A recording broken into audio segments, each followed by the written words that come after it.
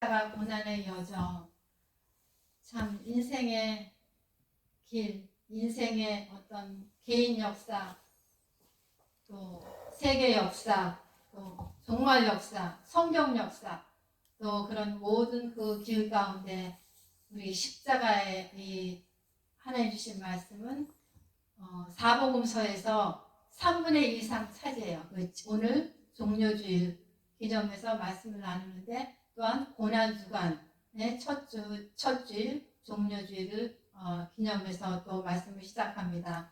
고난주간 7일이 성경 전체의 핵심이고, 또 십자가의 죽으심, 이것이 기독교의 본질이고, 십자가가 정말 우리 믿는 기독교인에게 신앙생활 하는 데 있어서 모든 것의 중심이 되어야 되고, 축이 되어야 되고, 기준이 되고, 삶의 모토와 방향이 되어야 될 것입니다. 우리 종료주일날 오늘 말씀 주일날 일어난 일이에요.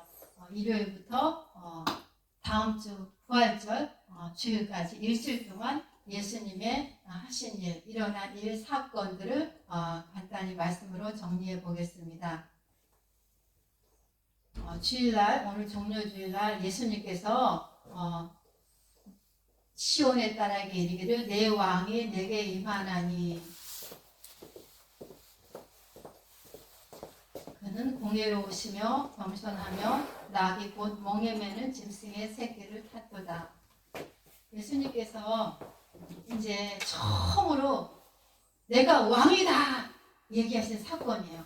예수님은 많은 기적을 행하시고, 죽은 자를 살리시고, 눈먼 자를 소경을 눈뜨게 하시고, 무리를 걸으시고, 바다 풍랑을 잔잔하게 하시고, 또 문둥병자를 낫게 하시고, 수많은 병든 자를 낫게 하시고, 치유하시고, 천국 복음을 전하시고 가르치면서 내가 왕이다를 직접 말하시지 않고, 귀신 들린 자가 예수님을 보고, 저기서 예수님이 오시는 거 보고 지극히 높으신 하나님의 아들이여, 이렇게 마귀가 예수님을 하나님의 아들로 왕으로 알아보고서 우리를 쫓아내지 마시옵소서 부탁해요. 그런데 사람들은 눈이 멀어서 예수님을 어떤 빵이나 주는 예수님, 복을 주는 예수님, 또 병을 낫게 해주는 예수님, 또 예수님이 나의 소원 기도를 들어주는 예수님, 이렇게 많은 사람들이 예수님을 믿고 따르고 있었어요. 또 자기한테 어떤 천국의 말씀, 진리의 말씀을 예수님께서 전하시면 알아듣지를 못하니까 또 떠나요. 그래서 물질적으로 자기의 소원에 어떤 이익을 위해서 예수님을 따라다니는 무리들, 이들이 오늘 예수님이 이제 죽으러 예루살렘 성에 이제 들어가는 거예요. 이제 예수님이 아담과 하와의 원죄로 인해서 범죄해서 아무 소망이 없는, 죽을 수밖에 없는, 지옥 갈 수밖에 없는 모든 인간들의 죄를 씻기 위해서 십자가에 죽으신다는 그 창세기부터 아담과 하와의 범죄 외에 창세기 15장에 여자의 후손이 뱀의 머리를 상하게 할 것이라, 그리고 바로 예언했어요. 예수님 오신다고. 그 수천년 전에 예언한 말씀이 이제 성취될 일주일의 시간을 앞두고 있는 것입니다.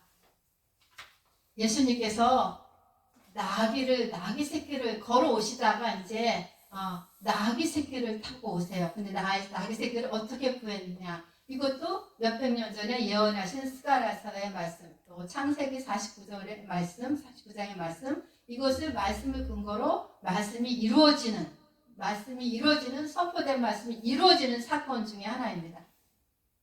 나귀를 구해오라고 두 제자에게 명령하십니다. 아이고, 나귀를 돈도 안 주고 어떻게 구해와요? 제자가 순종하며 갔습니다. 주가 쓰시겠다, 예수님의 권위로 말씀하십니다. 내가 쓰겠다, 가라.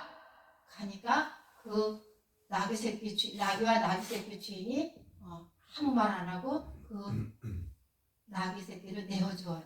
제자들이 나귀 새끼를 데리고 옵니다. 어떻게 왕 되신 예수 그리스도께서 백마 타고 나타나시고 검은 말, 로마 시대의 대제국의 나라의 그 황제들은 어마어마한 그런 행차를 하는데, 우리 예수님이 온 인류의 왕으로 오셨는데 이렇게 초라하게 나귀 새끼, 나귀가 아니고 나귀 새끼, 종들이 타는 나귀, 아주 평범한 서민이 쓰는 그런 그 짐승을 타시고 예수님께서 입성을 하십니다. 승리의 입성입니다. 내가 왕이다. 너는 네 인생의 여정에서 예수님이 네 마음의 생각의 왕이냐? 이것도 우리에게 물으십니다. 제자들이 가서 예수께 명하신 대로, 제자들은 예수님의 말씀대로 순종합니다. 명하시는 대로 하여 나귀와 나귀 새끼를 끌고 와서 자기들의 겉옷을 그 위에 얹음에 예수께서 그 위에 타시니 무리의 대다수는 그들의 겉옷을 길에 펴고 다른 이들은 나뭇가지를 베어 길에 펴고 앞에서 가고 뒤에서 따르는 무리가 소리를 높여 이르되 호산나 구원하소서 이 뜻입니다. 다윗의 자손이여 찬송하리로다. 주의 이름으로 오시는 이여 가장 높은 곳에서 호산나. 예수님을 이제 왕으로 하나님의 아들로 이 잠깐 사람들이 알아보고 환영을 했어요. 근데 말은 그렇게 대환영을 하고 예수님을 왕으로 영접을 했고 자기들의 겉옷 그 이스라엘이 가난해서 로마의 속국 일제시대 때 우리나라가 일본에 속국됐을 때 거기 다 공출해가고 가난하고 쌀이 없어서 노크리까지 다 뺏어고 뺏기는 그런 수모를 당했듯이 이스라엘 백성도 그 로마 제국의 속국이 되어서 높은 세금을 내고 가난한 삶을 살 때 그들의 겉옷은 생명과 같은 것입니다. 생명과 같은 그 귀한 제사 목록의 이로가 그들의 겉옷 외투예요. 이것을 제자들은 나귀 새끼 위에 깔고 또 사람들은 겉옷을 덮어서 길에 깔아서 왕의 입성을 환영합니다. 그러나 예수님께서 여기서 말씀하십니다. 겸손하여, 실제적으로 왕이시지만 겸손하여 나귀 새끼를 탔도다. 멍에를 매는 짐승의 새끼를 탔도다. 마태복음 11장에서 말씀하십니다. 수고하고 무거운 짐진 자들아 다 내게로 오라. 다 인생의 짐이 있어요. 인생의 여정에서, 고난의 여정에서, 이 죄악의 세상에서 수고하고 무거운 짐진 자들아 내게로 오라. 내가 너희를 쉬게 하리라. 나는 마음이 온유하고 겸손하니. 온유란 말은 우리한테는 온유한 자, 겸손한 자, 말씀으로 길들여진 사람들이 온유하다고 합니다. 나의 멍에를 메고 내게 배우라. 그리하면 너희가 쉼을 얻으리라. 예수님이 이렇게 입성을 하시고 또 사람들이 많은 소동이 일어나서 그를 찬미하면서 왕으로 영접을 하니까 제사장들, 종교 지도자들이 시기가 났어요. 그럼 그가 누구냐? 선지자 예수라 하더이다. 이렇게 해서 화려하게, 사실은 여기 비하인드 스토리는 예수님이 죽으러 이 성에 예루살렘 성에서 죽기로 작정돼 예언되어 있기 때문에 이 성에 시골에서 갈릴리 지역에서 베다니 지역에서 사역을 하시다가 이제 유월절을 기념하며 들어오신 겁니다. 예루살렘 성에서. 그리고 월요일날 무슨 일이 일어났느냐? 성전을 정화하십니다. 이렇게 입성을 하시고 이제 예루살렘 성전에 들어가셔서 하나님이 예수님께서 무엇을 하셨습니까? 마태복음 21장에 예수께서 성전에 들어가 성전 안에서 매매하는 사람들, 교회 안에서, 지금의 교회, 그 당시에 성전 안에서 장사를 해요. 그 당시는 교회에 성전에 들어갈 때 성전세를 내고 또 짐승을 잡아 죽이는 구약의 제사 제도가 그대로 있었습니다. 그래서 성전 안에서 장사꾼들이 멀리서 오는 사람들은 짐승을 가져올 수 없고, 그러니까 돈으로 짐승을 비둘기를 또 피를 흘려야 죄사함이 있으니까 동물 제사를 드리기 위해서 또 성전세를 내기 위해서 환전소, 거기서 이제 장사하는 집으로 매매한 계약들이 거기서 일어나고 있을 때 예수님이 불같이 이렇게 화를 낸 적이 없었어요. 예수님. 돈 받고는 예수님께서 말씀하십니다. 매매하는 모든 사람들을 내쫓으시며 돈 바꾸는 사람들의 상과 비둘기 파는 사람들의 의자를 둘러부시고 화가 나시니까 노끈을 만들어서 장사치들을 다 내쫓으시고 또 두어 상을 장사하는 그 테이블을 두어 엎으시고 그들에게 이르시되 내 집은 나의 집, 예수님의 집, 예수님의 주인은 교회의 머리가 되신 예수 그리스도, 이분이 왕 되신 예수 그리스도, 내 집은 이 성전은 기도하는 집이라 일컬음을 받으리라 하였거늘 넌 강도의 소굴을 만드는도다 하십니다. 큰 교회 가면은 많은 사람들이 명함을 돌려요. 부동산업자, 또 변호사에서 비즈니스를 많이 오고 갑니다. 또 필요하지만 그게 목적이 되면 안 되는 거예요. 서로 교제 가운데 서로 도와주고 비즈니스 서로 힘을 합해서 잘 되게 해주고, 그렇지만 예배를 다 왕으로 예수님을 모시고 예배를 다 드리고 기도하고 그 후에 교제 가운데 그렇게 서로 돕는 그런 아름다운 그 형제간의 사랑의 나눔, 이것이 아니고는 장사하는 것으로 쓰면 예수님이 불같이 화를 내시고 마음으로 쫓겨내시는 것입니다. 실제적으로 예수님은 그 당시에 쫓겨냈지만 여기서 그런 예배를 내 동기를 가지고 내 목적을 가지고 내 어떤 야망을 가지고 교회에 오면은 하나님께서 그 예배를 기뻐 받으시지 않는다는 뜻입니다. 그래서 성전을 정화하시고 두 번째는 무화과 나무를 저주하십니다. 이제 가시다가 화요일에 배가 고프셔서 무화과 나무를 보시고 보니까 열매가 없어요. 열매가 조그맣게 이렇게 실제 먹을 수 있는 열매가 없으니까 그 열매가 무화과 나무가 죽었어요. 근데 그거를 예수님께서 비유로 나중에 상징적으로 말씀하십니다. 무화과 나무의 저주는 때가 차지 않아서 열매가 없는 거지만 왜 저주를 해서 그 나무가 다시는 열매를 맺지 못하느냐? 그 예수님의 본뜻은 종교 지도자들이 그 형식적으로 하나님을 믿고 어떤 아무 하나님의 사람으로서 삶의 열매가 없을 때 그들을 저주할 때 무화과 나무를 저주하며 비유로 말씀하십니다. 수요일 날은 또 어떤 일이 있으셨나? 수요일 날은 헌신의 날과 배신의 날입니다. 수요일 날은 그 예수님께서 문둥병자 시몬의 집에 머물러서 식사를 하시는데 한 여자가 와서 옥합, 자기의 귀한 옥합, 그 석고로 만든 병에 향이 담긴 기름을 담아서 그것을 깨서 예수님의 머리에 부으십니다. 이것은 제자들이 그 비싼 거를 그 머리에 부으니까 아이고 화가 나가지고 아이고 저거를 왜 저렇게 다 낭비하고 있어? 왜 허비해? 저거 팔아서 불쌍한 사람들 도와주지? 그런데 예수님께서 무엇이라고 말씀하십니까? 예수님께서 가만두어라. 너희가 어찌하여 그를 괴롭게 하느냐? 그가 내게 좋은 일을 하였느니라.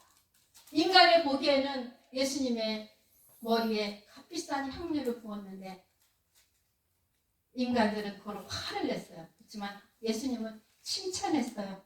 그리고 예수님께서 말씀하십니다. 마가복음 14장에 그는 힘을 다하여, 그 여자는 힘을 다하여 내 몸의 향료 한 300데나리온의 가치, 그 당시는 한 데나리온의 가치가 하루 일당 품삯입니다. 300데나리온이면 거의 1년치 총 그 월급을 모아서 예수님께 쏟아부어서 그 기름을 쏟아부어서 장례를 미리 준비했습니다.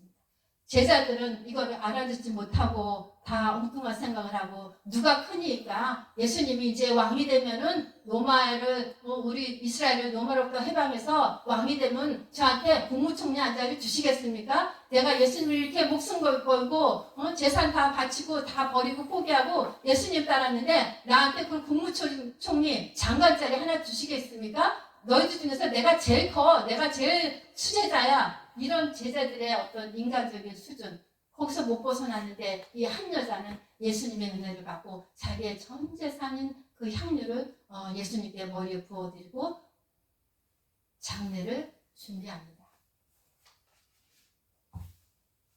예수님께서 이렇게 칭찬하십니다. 마가복음 14장 9절에 예수님께서 직접 말씀하시죠. 내가 진실로 너희에게 이르노니 온 천하에 어디서든지 복음이 전파되는 곳에는 이 여자의 행한 일도 말하여 그를 기억하리라 하십니다. 예수님을 바르게 알아보는 사람, 여러분 여기에 몇 사람 보이지 않았지만 예수님이 누군가? 예수님 참으로 나의 삶의 왕이 되시는가? 우리 가정의 왕이 되시는가? 우리 교회의 머리가 되시고 우리의 모든 삶의 최고의 분이 되시는가? 왕자의 자리에 앉으셨는가? 내가 그분을 바로 최고의 권위로 모시고 그분과 함께 동행하며 함께 사는 삶을 사는가? 이거를 이 여자는 모든 것을 물질을 말하는 것이 아닙니다. 예수님을 잘 알고 예수님을 왕으로 모시고 자기의 전부를 들여 예수님을 지극히 최고의 것으로 섬기신 것입니다. 그래서 예수님께서 칭찬합니다. 이 천하에 저도 이렇게 말하잖아요. 이 여자 얼굴도 모르지만 성경에 써있는 인물이 온 천하에 어디서든지 복음이 전파되는 곳에는 이 여자의 행한 일도 말하여 그를 기억하리라 하십니다.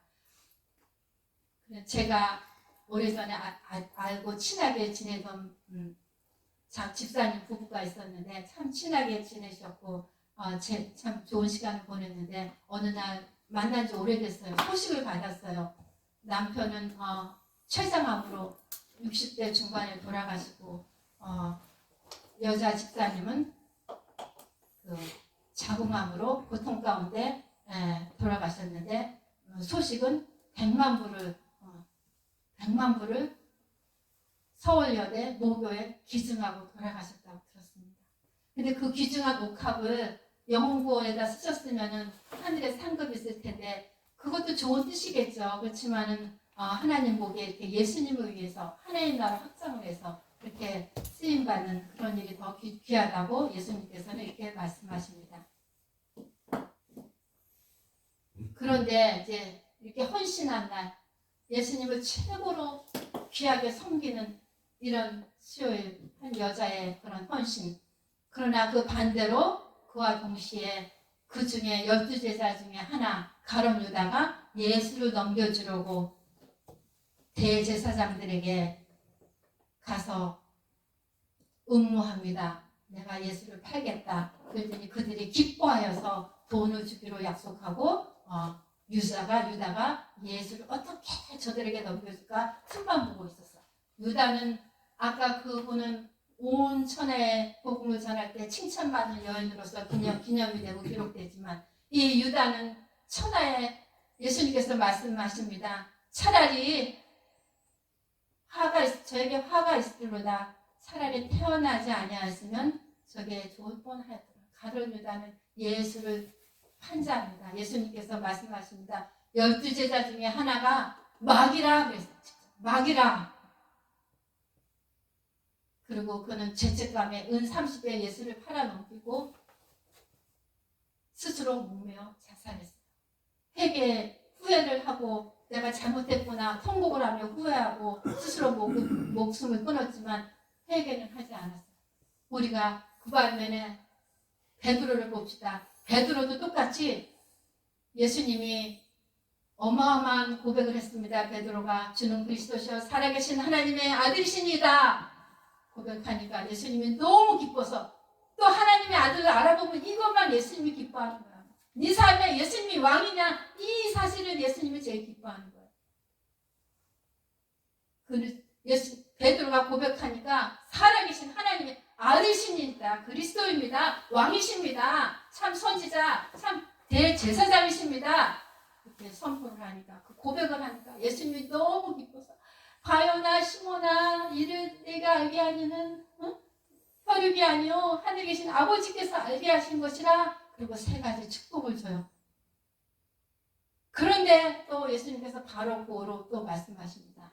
이제 내가 예루살렘 성에 가면 대제사장들 종교 지도자들한테 고통을 받고 고난을 받고 십자가에 죽고 사흘 만에 살아나리라 예언을 하니까 예수님께서 베드로가 그 말을 금방 칭찬받았는데 최고의 고백으로 어마어마한 축복을 받았는데 예수님께서 십자가에 돌아가시고 사흘 만에 다시 살아나니까 그 말을 못 알아듣고 예수님을 붙들고 그리하지 마옵소서. 십자가 지시면 안 됩니다.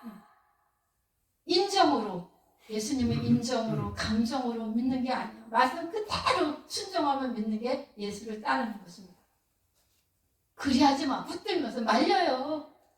한 사람이 죽어야 미랄이 썩어야 많은 열매를 맺는데 미랄이 그대로 있으면은 열매가 없는 거예요. 그래서 예수님이 죽으러 이미 다 만세전부터 계획된 이 하나님의 어마어마한 섭리 가운데 일어난 일을 베드로가 엄청난 고백의 칭찬을 받은 후에 그리하지 마옵소서 그랬더니 예수님이 사탄아 베드로 물러가라 그랬어요. 누구든지 나를 따르려거든 자기를 부인하고 자기 십자가를 지고 나를 따를 것이다 그리고 말씀하십니다. 예수님께서 똑같은 12제자인데 한 사람, 두 사람 똑같이 하나님도 예수님한테 혼났어요. 한 사람은 사단아, 또 한 사람은 사단아 내 뒤로 물러가라. 그런데 베드로는 철저히 회개하고 주님께 크게 쓰임받고 십자가에 거꾸로 다 매달려 달려서 순교합니다.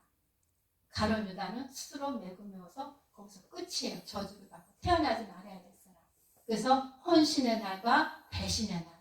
지금도 교회를 다니면서 내 이익을 위해서, 내 목적을 위해서, 내 생각대로, 내 어떤 기준대로, 내 삶의 방향대로 그것이 모든 것의 우선이 되어서 왕 되신 예수 그리스도, 참 하나님의 아들이신 예수 그리스도, 우리의 구원자, 대속자, 모든 인류의 참으로 아버지 그 소망이 없는 인류에게 소망을 주시고 천국을 가게 한다는 약속을 주신 그 예수 그리스도가 우리의 주인이심을 고백하는 진정한 신앙을 다시 한번 회복해야 될 것입니다. 그 다음에 목요일날은 무슨 일이 일어나느냐. 이제 예수님이 십자가에 돌아가시기 전에 마지막 7일 동안 일어난 일을 성경적으로 요약해서 지금 말씀을 나누고 있는 것입니다. 목요일날은 예수님께서 제자의 발을 씻기셨어요. 식사, 이제 마지막 최후의 만찬, 유월절 만찬을 기념하면서 예수께서 제자들의 발을 씻겨주시면서 너희도 이렇게 하라. 어떻게 그 지극히 높으신 하늘의 지극히 높으신 그 창조주 전능자 예수 그리스도가 제자들의 발을 씻겨줘요. 그러면서 내가 너희에게 행하는 것 같이 너희도 행하게 하려 하여 본을 보였노라. 그리고 두 번째 예수님께서 또 최후의 만찬 가운데서 성찬식을 거행하십니다.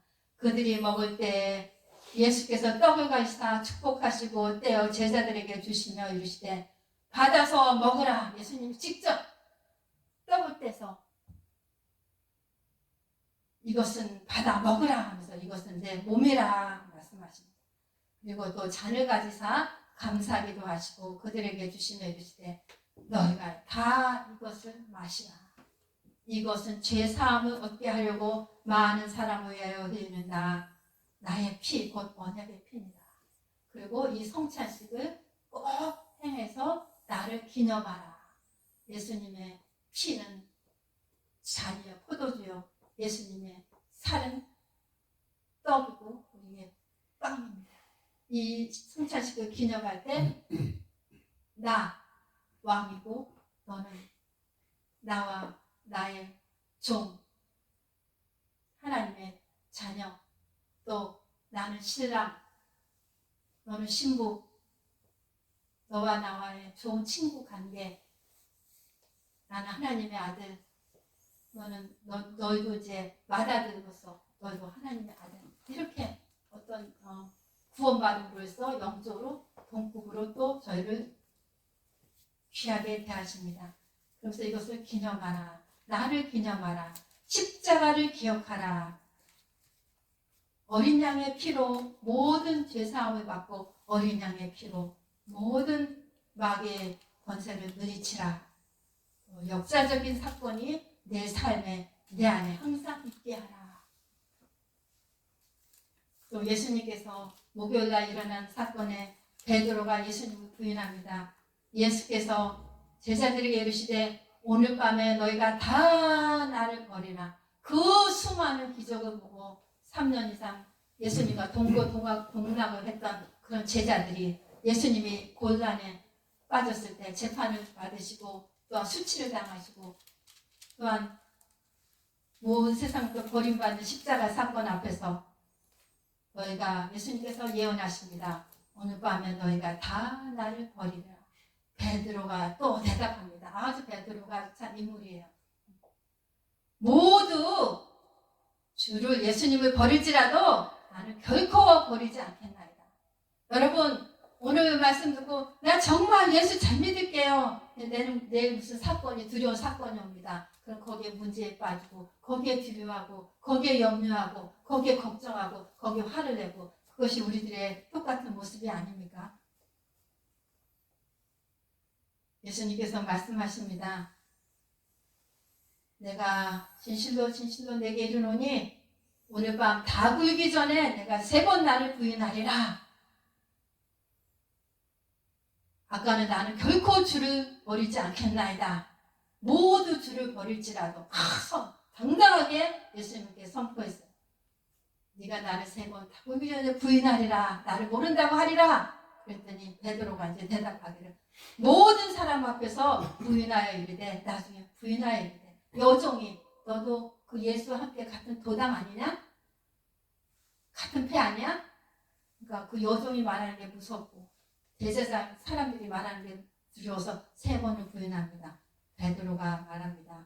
모든 사람 앞에서 이제 부인해요. 진짜 예수님의 예언이 또 그대로 성취됩니다. 모든 사람 앞에서 부인하여 이르되 나는 내가 무슨 말을 해? 너 뭔 소리 하고 있어? 나 몰라. 뭔 소리 해? 완전히 결코 부인하지 않겠나이다. 그 결단. 주는 그리스도시여 살아계신 하나님의 아들이시다. 고백. 또 베드로가 또 다른 사람한테 너도 같은 패 아니야? 베드로가 맹세하고 또 부인하여 이르되 나는 그 사람을 알지 못합니다. 예수를 알지 못한대요. 평생 자기 거 모든 거 포기하고 그 많은 정말 성경의 모든 일을 예수님이 하신 일을 보고 옆에서 듣고 증인이 나는 그 사람을 알지 못한다. 또 너도 그거 한 패 아니야? 이제 3번째는 저주해요. 모든 사람에서 부인하고 맹세하며 부인하고 저주하며 맹세해야 돼. 나는 그 예수 사람 알지 못해. 나 몰라. 그래 닭이 울더라. 예수님 말씀하신 그대로 닭이 울더라. 그랬더니 그 닭이 울 때 예수님의 말이 생각나서 나가서 통곡을 하고 베드로가 울며 회개합니다. 통곡을 합니다. 그리고 십자가 질 때 또 도망가요. 또 무서워서 예수님이 체포당하지. 그리고 이제 예수님께서 목요일날 밤이 돼서 성만찬 마치고 세족식 마치고 예수님께서 또 겟세마네 동산에 이제 기도하러 가십니다. 십자가를 지시기에 앞서서 기도가 필요했던 거예요. 예수님이 12제자를 뽑을 때 밤이 맞도록 한적한 곳에 가서 예수님의 12제자를 뽑는데 기도하고 12제자를 뽑았어요. 예수님은 수많은 일을 행하시고 시간이 날 때마다 기도하셨습니다. 우리 예수님이 기도하시는 예수님입니다. 왜 예수님이 전능자가 창조자인데 뭐가 기도가 필요할까요? 아닙니다. 예수님은 인간으로 오셨어요. 100% 아기로 태어나서 아기로 말구유에 태어나시고 방도 없어서 마구간에서 베이비 침대도 없어서 말 먹이통에 거기에 강보에 쌓여서 누임을 당하시는 그렇게 겸손하게 태어나셨어요. 예수님. 이분이 이 또 온 인류의 구원의 역사, 기독교의 생명 십자가, 복음의 핵심 십자가, 이 십자가는 사형 형틀입니다. 형틀. 예수님의 십자가인 것을 상징적으로 생각하시면 안 돼요. 형틀, 십자가의 형틀. 로마 제국에서 반란자, 로마 대제국의 반란자, 예수님이 자기가 왕으로 그러니까는 그 당시에 로마 제국의 황제는 한 사람뿐이에요. 근데 어떻게 이스라엘 조그만 시골에서 평범한 사람이 왕이라고 그러니까 신성모독으로 종교 지도자들은 죽이려고 그랬고 로마 제국은 본디오 빌라를 통해서 왕이라고 그러니까 신성모독죄로 십자가에 못 박아라 오른편 강도를 내어주고 예수님이 대신 십자가를 지시고 돌아가십니다. 그러기 전에 이 고통이 너무 크니까 예수께서 마태복음 26장에 예수께서 기도의 습관을 따라서 항상 우리의 습관이 무엇입니까? 눈 뜨면 습관이 오늘 뭐 하지? 어디 가지? 누구 만나지? 오늘 이런 일을 해야지? 여기 해야지? 내가 가야지? 쫙 계획이 쫙 있습니다. 예수님께서 기도의 습관을 따라 습관을 이제 항상 가시는 거 감람산이라는 겟세마네 동산에 가서 베드로와 요한을 데리고 올라가셨습니다. 그곳에서 제자들에게 부탁합니다. 시험에 들지 않게 깨어 기도하라. 유혹에 빠지지 않게 기도하라. 그리고 예수님께서 인간으로 연약한 모습으로 제자들에게 나를 위해서 기도해다오. 근데 피곤하니까 밤이니까 예수님 밤새 기도하는데 제자들은 꼭 자는 거예요. 그러니까 예수님이 부탁하셨죠. 시험에 들지 않게 유혹에 빠지지 않게 기도하라. 예수님이 이렇게 말하면 우리가 거기에 순종을 하는 게 그게 예수 믿는 거예요. 예수님 순종함. 그래서 예수님께서 마음은 원이로되 육신이 약하도다. 그래도 우리를 이해해 주세요. 얼마나 피곤하면 기도를 못할까. 마음은 원하겠지. 내가 기도해달라는데 기도해 주겠지. 그러나 육신이 약하도다. 또 인간을 또 막 닥달하지 않고 이해하시고 사랑해 주시고 팔을 씻겨 주시고 자기 몸을 다 찢겨서 헌신하시는 것입니다. 예수님께서 기도하십니다. 아버지여, 아버지여, 만일 아버지의 뜻이거든 이 잔을 내게서 옮기시옵소서. 이 잔이 무엇입니까? 하나님의 진노의 잔, 십자가의 죽음입니다. 얼마나 이 일이 예수님도 감당하기가 힘들면은 이 잔을 다른 길이 있습니까? 이 십자가 지지 않고 다른 길이 대안이 있습니까? 이걸 물어보는 거예요. 이 잔을 내게서 옮기시옵소서. 이 분노의 저주의 죄의 짐, 이 죄의 잔, 하나님 십자가의 죽음의 이 잔인한 이 죽음의 잔, 고통의 잔 이것을 옮기시옵소서. 그러나 내 원대로 마옵시고 아버지의 원대로 되기를 원하나이다 말씀하십니다. 내 원대로 항상 예수님은 아버지의 뜻대로 아버지의 뜻을 이루러 이 땅에 오시고 그 뜻을 온전히 이루기 위해서 계속 아버지와 시간을 만나면 기도하시고 아버지와 대화하시고 함께 하셨습니다. 그리고 예수님께서 이렇게 말씀하시고 너무너무 고통스러우니까 천사가 하늘로부터 나타나 누가복음에서 말씀하십니다. 천사가 하늘로부터 나타나 예수에게 힘을 할 수 있어. 힘을 천사가 도와줘요. 십자가 지시는 거. 근데 이 고통이 얼마나 크면은 예수님께서 히브리서 5장 7절에 예수님께서 심한 통곡 아주 크게 울고 눈물로 간구와 소원을 올렸어요. 그 죽음에서 능히 구원하실 그 하나님께 이 십자가의 고통을 눈물로서 정말 섬뜩한 고통 가운데 소스라치며 고민하고 슬퍼하고 두려움에 사로잡혀서 불안한 마음으로 극한 공포로 예수께서 간절히 기도하시니 땅에 떨어지는 핏방울 같이 되었다. 어떻게 얼마나 목숨 걸고 기도하면 땀이 떨어지는 게 핏방울 같이 보였을까요? 우리 십자가가 목걸이 정도 끝나고 그냥 어떤 상징적으로 교회에 이렇게 십자가 걸어놓는 간판으로 걸어놓는 이 이상의 마음에 오늘 온 정신에 오늘 영혼육에 다 심겨 갖고 돌아가시기를 예수님으로 축복합니다. 금요일날 또 십자가를 지시는 디데이가 왔습니다. 이제 가룟 유다의 배반으로 인해서 예수님이 이제 겟세마네 동산에서 기도하시고 새벽 미명에 로마 군병들이 찾아와서 예수님을 체포합니다. 체포를 하기 전에 예수님께서 마태복음 26장에 말씀하십니다. 예수께서 예수님을 잡으러 막 오는 군병들 또 가룟 유다 앞에서 말씀하실 때 너희가 강도를 잡는 것 같이 칼과 몽돌을 가지고 나서 나를 잡으러 왔느냐? 내가 날마다 성전에서 가르치되 너희가 그때는 잡지 않았지 않냐? 그러나 이렇게 된 것은 다 선지자의 글을 이루려 함이니라. 또 앞에서 말씀하셨죠? 예수님이 베들레헴에서 태어나시고 또 나귀를 타시고 왕으로 오시고 또 예수님께서 십자가 지실 것을 구약에 수없이 예표로 예언하시고 말씀하시고 그것을 온전히 이루시는 것이 예수님의 사역의 주된 목적입니다. 예수님께서 어떻게 십자가의 고통을 당했느냐.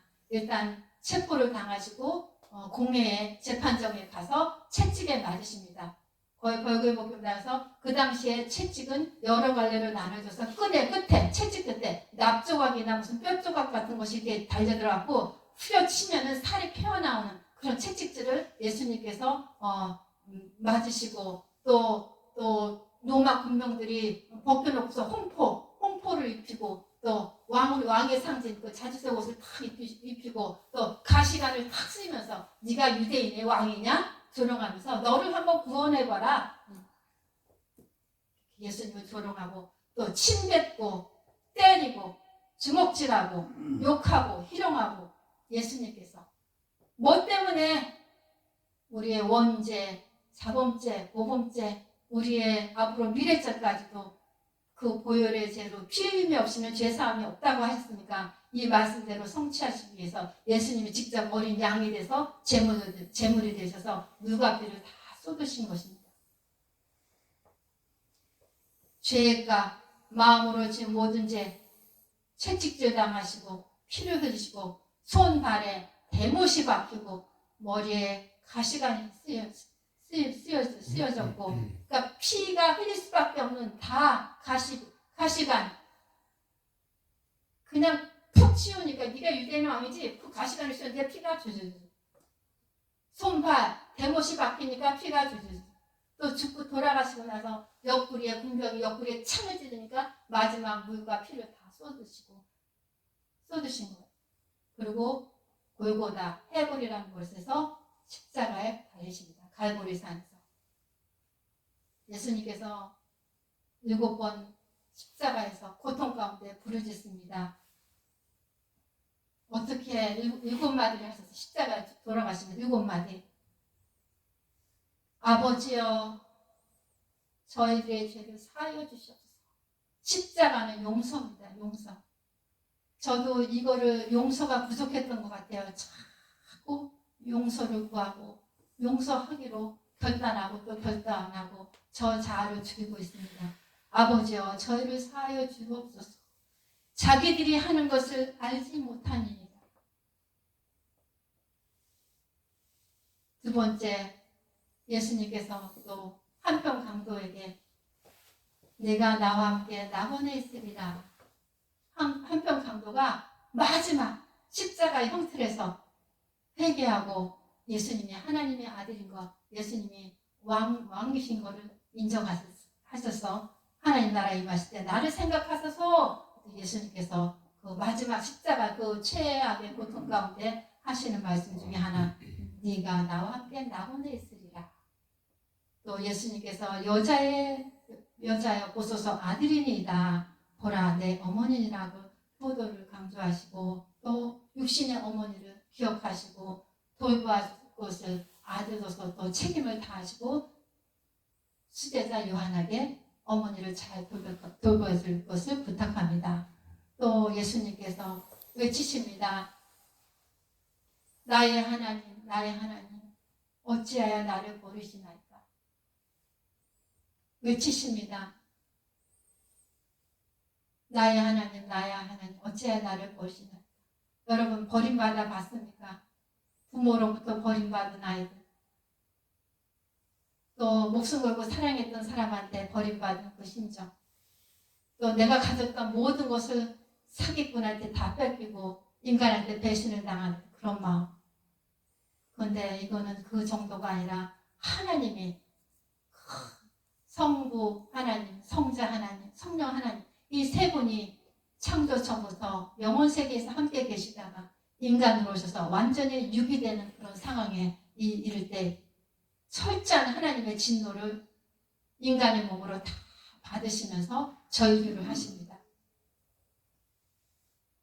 이럴 때 백성 아까 호산나 호산나 우리를 구원하소서 왕이시여 우리를 해방할 자이시다 겉옷을 벗어버리고 나뭇가지 승리의 상징인 종려나무를 흔들며 예수를 환영했던 그 인파들이 지금은 예수님의 그 십자가 앞에 서서 구경꾼이 되고 있습니다. 구경꾼. 왜? 마음으로 예수를 마음으로 모시지 않았기 때문입니다. 그들이 원하는 어떤 동기를 가지고 예수님을 따르고 믿었던 것입니다. 관리인들은 비웃어서 예 그리스도면 자신도 구원하라. 너부터 살려라. 군인들이 또 희롱하여 유대인의 왕이면 자신을 구원하라. 조롱합니다. 끝까지 인간한테 배반당하고 조롱당하시고 희롱당하시고 육신적으로 또한 박해를 받으십니다. 내가 목마르다. 또 이것도 성경을 응하게 하려 합니다. 다 이루었다. 일곱 번째 말씀. 내 영혼을 아버지의 손에 부탁하나이다. 다 이루었다. 십자가에서.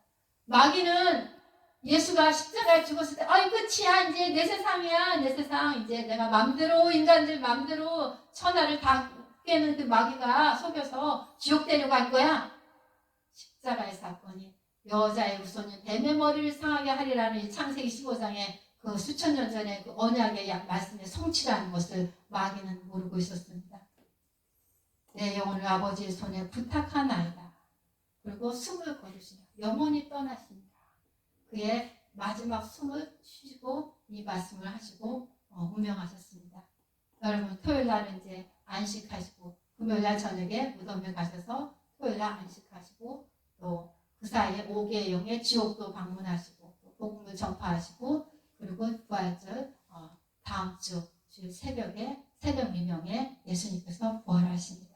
여러분 오늘 이 7일간의 예수님의 하신 일 모든 이 말씀이 성경의 사복음서의 3분의 1 이상 차지하는데 이것을 이렇게 3, 40분 안에 정리해서 말씀드리는데 얼만큼 이해되셨을지 오로지 성령님께 맡기고 하나님께서 깨닫게 해주고 잘 마음에 새겨서 하나님의 왕으로 모시고 예수님을 주인으로 모시고 예수님의 말씀하는 것에 끝까지 순종하며 배반치 않으며 그 한 여자가 옥합을 깨뜨리는 그런 믿음으로 예수님을 섬기는 그런 당신의 사랑하는 권속